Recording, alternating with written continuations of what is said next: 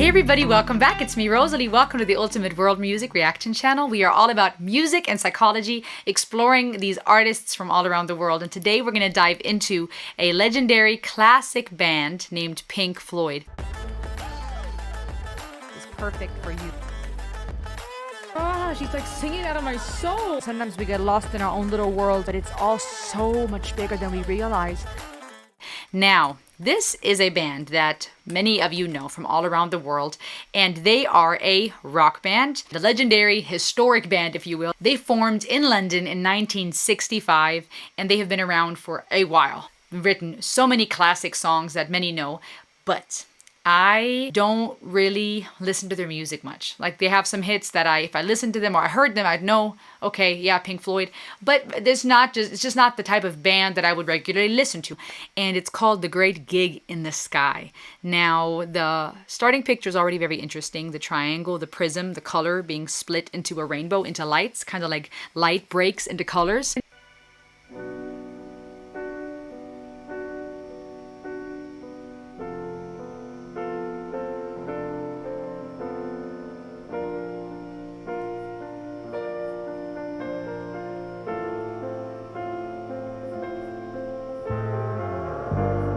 That piano entry just has that old school vibe, classic, timeless. Nothing like a clean grand piano.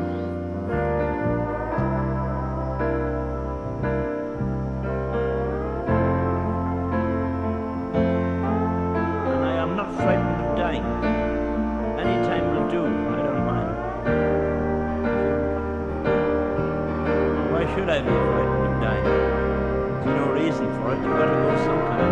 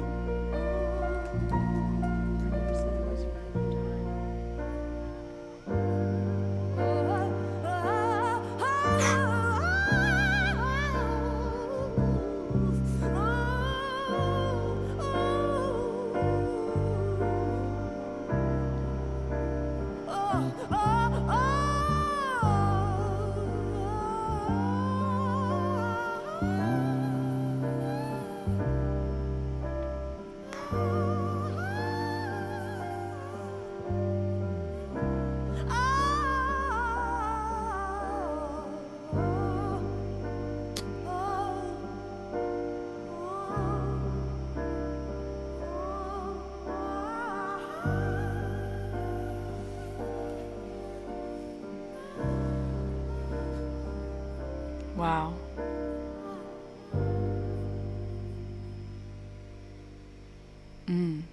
Did you hear that in the end? Wow. Almost like that synthetic, almost like the sound of a record, of a synthetic adjustment, like tuning. This was very different than what I've expected. I know Pink Floyd, like I said, I don't listen to them much at all. Not familiar with their work very much, but they have been around. They're a timeless, historic band, have been around for a minute. And this particular song was, I believe, off their 1973 album, if I'm not mistaken. And it was very different than what I've expected because I was expecting some lyrics. And as you heard with me, it was lyricless vocalizing that was being done here by a lady named Claire Torrey. Now, musically, I loved the introduction. I loved the piano entry and the drums and how it built musically, the composition of the song. But then what Claire Torrey did here, even though there was not a single word sung other than oohs and ahs, was very profound. And that has everything to do with some of the information that I found when it comes to the meaning of the song and why it's called The Great Gig in the Sky. We'll talk about that in a second. But what she did vocally, Claire Torrey here specifically, was very profound. Like, though it was no words, and that's the fascinating thing about music. You don't always need words to convey a message.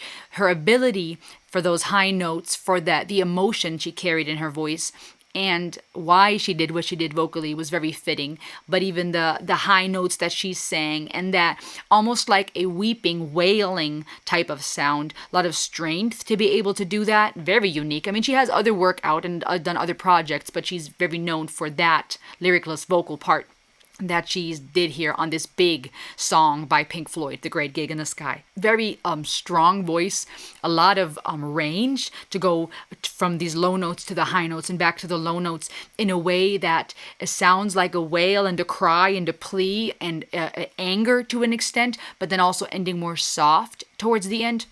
Now, the information that I found is that the intro is spoken by Gary O'Driscoll, and it says, "I'm not frightened of dying, you know. Any time will do. I don't mind.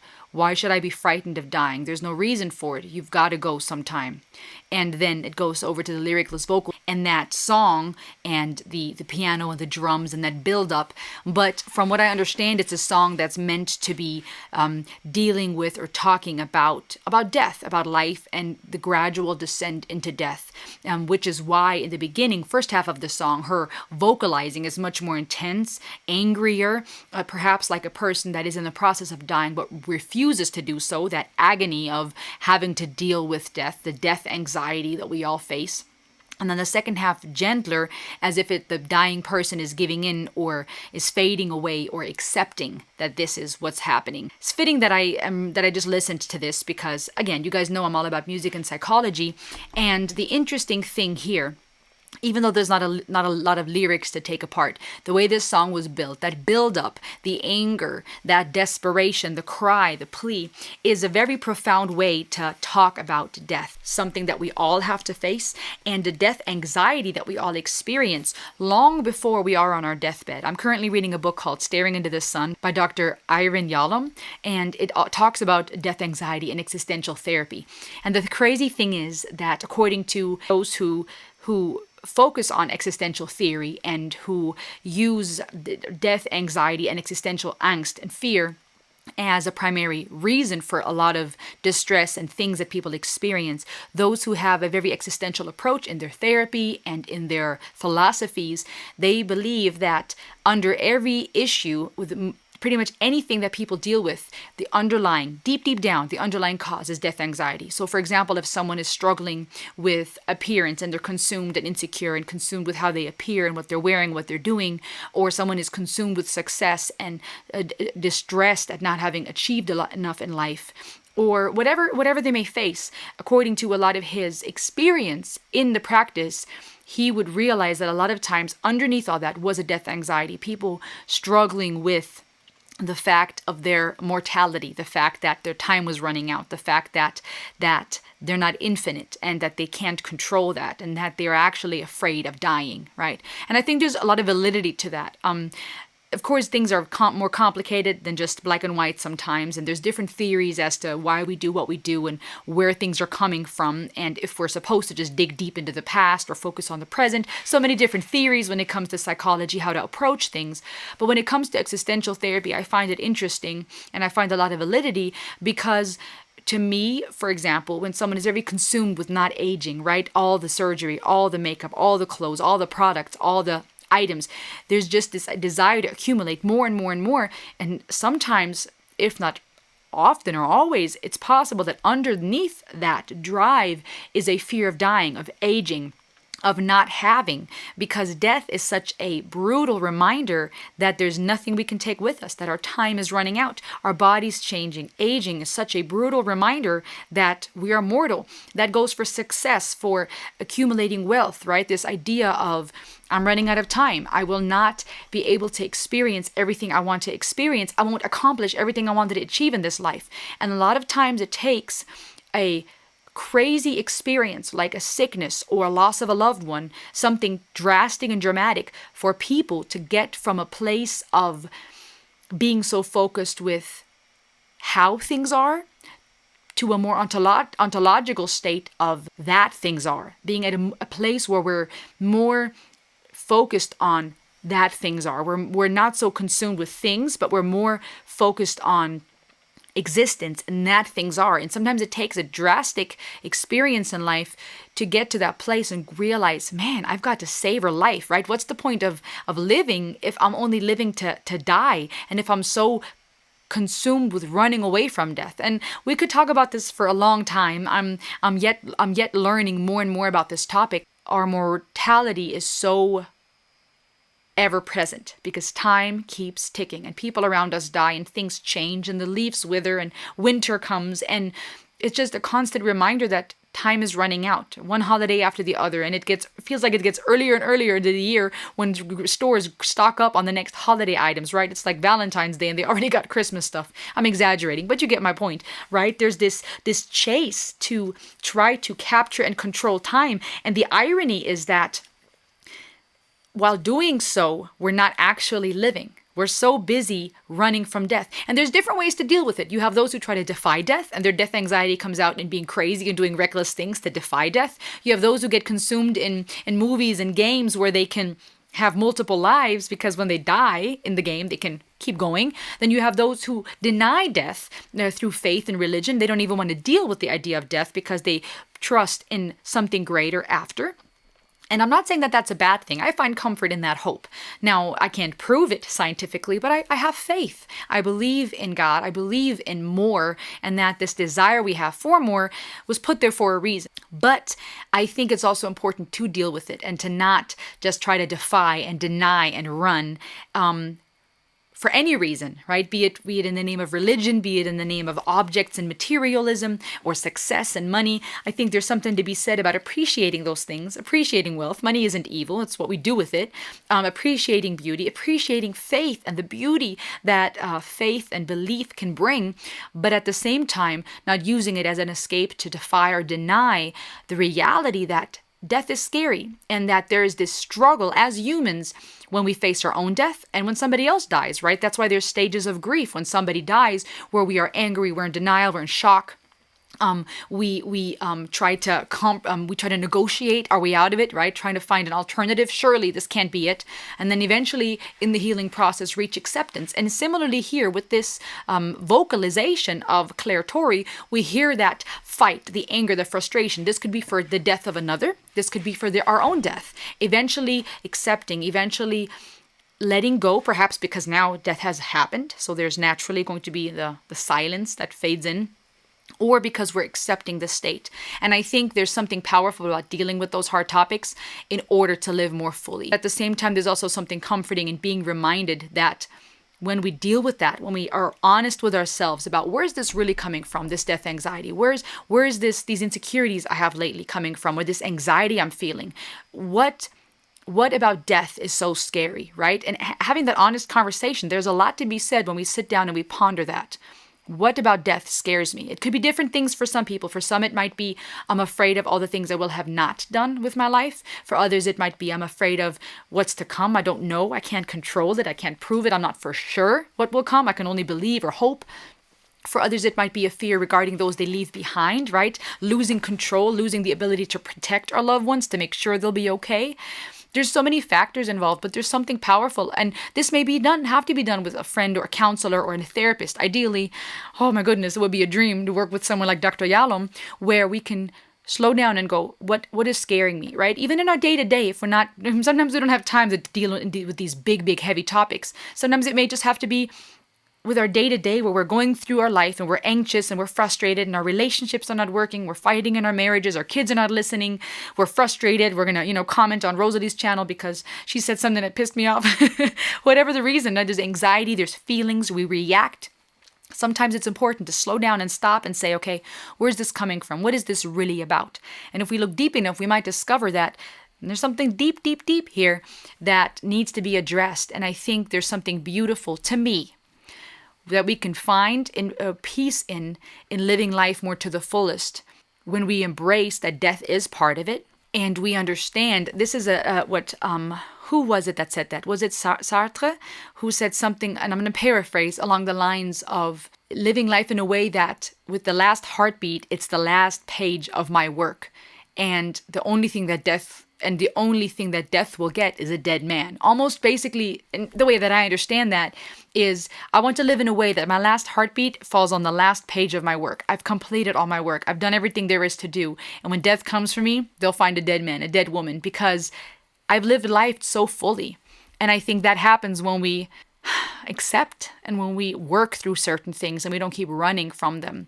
And that's why you have people who are deadly sick or who have only limited time. You find those some of the happiest people in the world, oddly enough, right? When they've come to accept their fate, their illness, or whatever it is, the death of a loved one, something dramatic that happened in their life, a diagnosis. Sometimes these people, when they've come to accept that, sometimes they are very happy people that are just living life to the fullest those last few days, weeks, months, years that they have.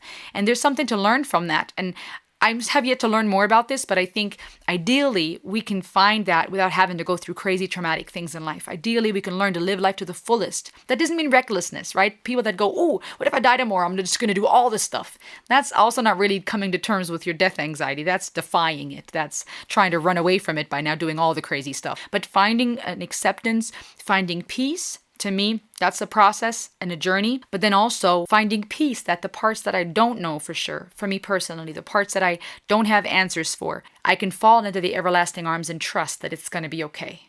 And the title of this song, The Great Gig in the Sky, is interesting for that reason. Even the picture, the prism, the triangle with one stream of light, the white line, that then is broken into rainbows. To me, that gives off a very hopeful vibe. I'm sure there's more to be interpreted here with the symbolism, but it gives off a very hopeful vibe because light also is broken into colors, right? White is all colors, basically, absorbed all colors. And there's something powerful about that, right? When we look at the universe and galaxies and the different stars in the sky and the vastness of it and the different colors, creation is just majestic. And there's something comforting about I'm going to wrestle with this. I'm going to find peace and let go. And I'm going to, personally, for me, trust the great gig in the sky, which could be, an idea for God, could be an idea for the afterlife, right? Something breaking into more, right? That one line breaking into something beautiful. That makes me think of Disturbed's song, The Light, right? When darkness can show you the light. That makes me think of something that seemed linear and simple being broken into something much more complex and beautiful, like the rainbow. That makes me think of death and then breaking through that death part, the point of death, and breaking into afterlife or something beautiful like the rainbow. Whatever the case, many ways to interpret this, and I went really deep psychologically today with existential theory, but I just hope that you can find some comfort today, whatever you're going through. If you're struggling with anxiety, and you're working through some hard stuff, I would encourage you to stop, to breathe, and to take time maybe to journal, to speak to a professional, to find a friend and work through some of those things and ask yourself, where's this really coming from? And find some peace today. Know that you are loved and you matter. What did you think? Let me know in the comments below, guys. This was quite deep today.